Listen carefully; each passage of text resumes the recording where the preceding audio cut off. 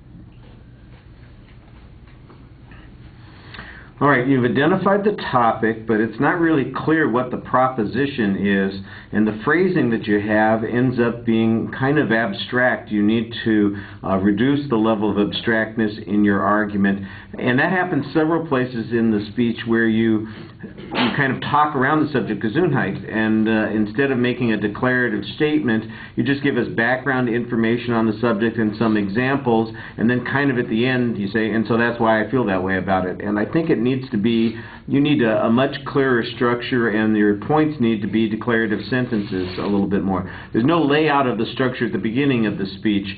Internally, you're a bit clearer. When you do get to some supporting points, there are some signposts. Again, they're not always declarative sentences. Sometimes they're just ideas or phrases that tell us what the subject matter is that you're going to talk about, not necessarily the perspective that you're taking on it.